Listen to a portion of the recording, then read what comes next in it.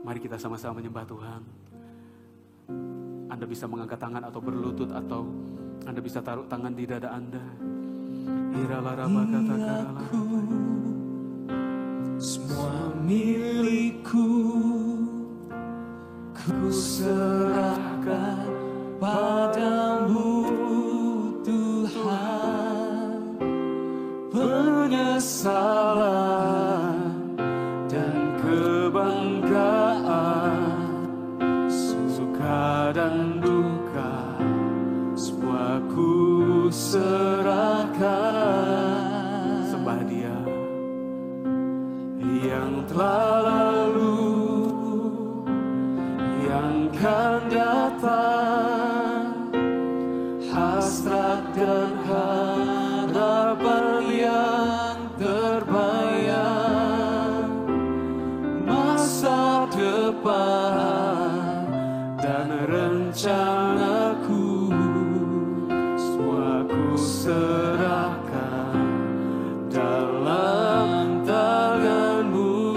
Ku persembahkan, ku persembahkan hidupku kepadamu Tuhan. Untuk kemuliaan-Mu ku berikan hidup ini sebagai persembahan yang berkenan padamu. Saya tahu semua bangkit berdiri. Haleluya. Ini aku, semua milikku, ku serahkan padamu Tuhan. Penyesalan dan kebanggaan, suka dan duka, semua ku serahkan. Yang telah lalu, Yang telah lalu, yang akan datang, hasrat dan harapan yang terbayang, masa depan dan rencanaku, semua ku serahkan dalam tanganmu. Ku persembahkan hidupku kepadamu Tuhan. Untuk kemuliaan-Mu ku berikan hidup ini sebagai persembahan yang berkenan padamu. Ku persembahkan hidupku kepadamu Tuhan. Untuk kemuliaan-Mu ku berikan hidup ini sebagai persembahan yang berkenan padamu. Ku berikan hidupku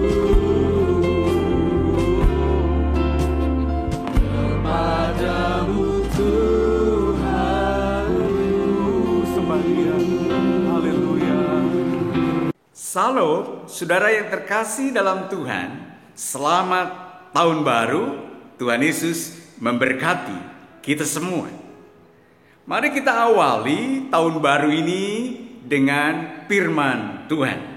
Saya akan mengutip dari Keluaran pasal yang ke-13 ayat 17 sampai dengan 18. Demikian firman Tuhan.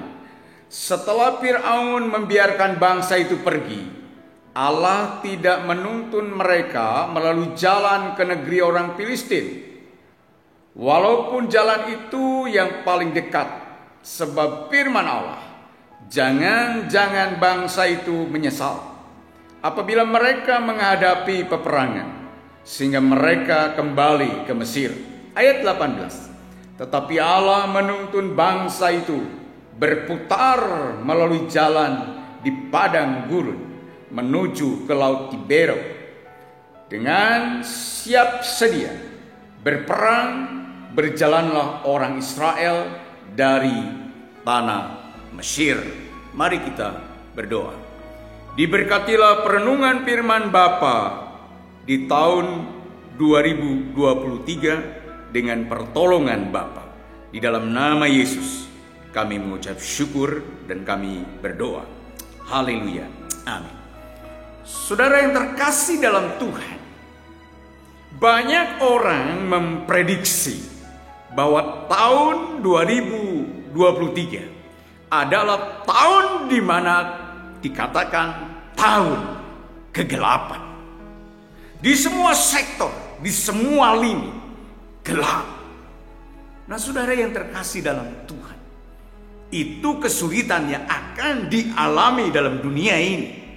Tetapi mari kita menyadari, sebagai umat Tuhan, mari kita sadar bahwa kita hidup itu bukan karena hanya melihat, tetapi karena iman yang Tuhan berikan kepada kita. Sekalipun sulit, sekalipun tantangan ada, sekalipun pencobaan ada, kalau Tuhan menuntun kita, ujung-ujungnya jalannya adalah kebaikan. Maka yang pertama harus kita lakukan, saudara yang terkasih dalam Tuhan, kita harus belajar bersyukur, bukan karena keadaan kita baik, tetapi karena Tuhan itu baik. Saya katakan sekali lagi, kita harus bersyukur bukan karena keadaan kita baik, tetapi karena Tuhan itu baik. Lalu yang kedua, saudara yang terkasih di dalam Tuhan, kita akan mengambil dalam kitab Roma, pasal yang ke-8, ayat yang ke-18. Demikian firman Tuhan. Sebab aku yakin bahwa penderitaan zaman sekarang ini tidak dapat dibandingkan dengan kemuliaan yang akan dinyatakan kepada kita. Nah, saudara yang terkasih dalam Tuhan, selama 2 tahun kita masuk era namanya pandemik COVID-19. Ada banyak peristiwa yang kita hadapi, ada banyak tantangan yang kita hadapi, ada banyak persoalan yang kita hadapi dalam pekerjaan kita, di dalam setiap karir kita, bahkan dalam pelayanan juga. Saudara yang terkasih dalam Tuhan, di dalam pandemik itu saya pun mengalami hal yang sangat menyedihkan, memilukan hati dalam keluarga kami. Pada era COVID hampir 2 tahun ini, dalam kondisi yang sangat enak endingnya, semua baik keadaan. Tetapi apa yang terjadi? Saya mengalami, anak-anak mengalami, istri yang saya cintai, istri yang saya kasihi, mami yang dimana merawat anak-anak, memelihara anak-anak, tiba-tiba dengan seizin Tuhan dipanggilnya istri saya pulang ke rumah Bapak. Itu menyesakkan hati saya, itu menyesakkan hati anak-anak, di mana endingnya itu akan lebih baik. Ternyata keadaan berubah. Dan saya sebagai hamba Allah, sebagai pendeta, toga yang biasanya saya pakai untuk pelayanan sakramen, saya tinggal dan gantung di luar di garasi. Sekadangnya saat itu saya tidak terima, kenapa ini terjadi dalam kehidupanku, keluargaku. Kami sudah berjuang 30 tahun merintis dalam keluarga. Tuhan memberikan anak-anak yang baik-baik kepada kami. Tapi tinggal selangkah untuk kebaikan terus. Ternyata Tuhan ambil. Saya kecewa. Saya menangis. Saya berkabung 10 hari. Tapi dalam perkabungan itu, firman Tuhan mengingatkan kepada saya, semua yang kau miliki hari ini, kekayaan, berkat Tuhan,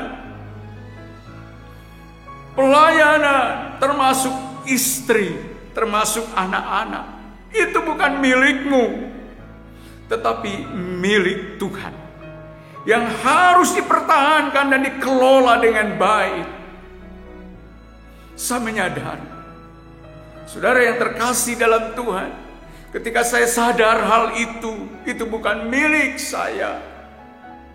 Yang Tuhan berikan kepada saya berkat Tuhan, itu bukan milik saya, tapi Tuhan berikan untuk saya nikmati, untuk saya kelola dengan baik. Kalau di antara kita merasa memiliki bahwa kekayaan itu adalah milik daripada saudara dan saya, istri itu adalah milik saudara, suami adalah milik saudara, anak-anak milik saya, ketika Tuhan ambil, pasti saudara akan mengalami seperti saya, mengalami namanya ketidakbahagiaan, protes kepada Tuhan, berkata kepada Tuhan, bahkan mengapa ini terjadi? Saudara yang terkasih, semua yang Tuhan berikan kepada kita, berkat Tuhan kekayaan, berkat Tuhan jabatan, berkat Tuhan anak-anak, itu hanya titipan, satu kali akan diambilnya. Dan ketika sadar kita di situ, maka saudara yang dikasih oleh Tuhan, ada kelegaan. Dan saya menyadari hal itu. Dan saya berkata, Tuhan, ini istriku bukan milikku, tetapi milik Engkau. Aku menyadari hal itu. Anak-anak yang diberikan itu milik Tuhan. Tapi percayakan kepadaku, pelayanan yang Tuhan berikan itu bukan milikku, adalah milik Tuhan. Ya, harus kembalikan kepada Tuhan. Semua berkat Tuhan, kekayaan itu adalah milik Tuhan. Saya sadar itu, saudara yang terkasih. Mari kita sadar, dengan apa yang kita miliki itu bukan milik kita, tetapi kita hanya mengelola dan menikmatinya. Dan saya sampai kepada titik itu, namanya kesadaran. Saudara yang dikasih oleh Tuhan. Yang kedua, maka janganlah kecewa dengan keadaan. Ingat, masih ada Tuhan yang sanggup menolong kita. Saya ulangi, yang kedua, jangan kecewa dengan keadaan. Ingat, masih ada Tuhan yang sanggup menolong saudara. Saudara yang terkasih, yang ketiga, nasihat firman Tuhan ketika kita masuk dalam tahun 2023 ini, dari Efesus pasal yang kelima ayat yang ke-17. Demikian firman Tuhan. Sebab itu janganlah kamu bodoh, tetapi usahakanlah supaya kamu mengerti kehendak Tuhan. Yang ketiga, nasihat firman Tuhan, janganlah bodoh. Apa itu bodoh di situ, saudara yang dikasih oleh Tuhan? Arti kata daripada bodoh di situ adalah tidak mengerti kehendak Tuhan. Ada dua di sini yang menjadi beban dalam kehidupan kita. Yang pertama adalah beban yang Tuhan memang izinkan dalam kehidupan kita. Seperti tadi, Tuhan izinkan nyonya saya dipanggil Tuhan melalui COVID. Tuhan izinkan mami anak-anak dipanggil Tuhan lewat COVID. Kita harus menerima apa adanya. Dan itu harus kembalikan kepada Allah dan memang milik Tuhan. Tapi yang kedua, ada beban namanya itu dosa dalam kehidupan kita. Tahu saudara yang dikasih oleh Tuhan, firman Tuhan mengatakan, janganlah kamu mencari di luar kehendakku, kata firman Tuhan. Atau cari kehendak Allah. Tapi kita tidak mencarinya. Dan belok ke kanan, belok ke kiri. Akhirnya kita jatuh. Nah, di situ saudara yang terkasih dalam Tuhan. Orang bodoh itu adalah orang yang tidak mengerti kehendak Tuhan.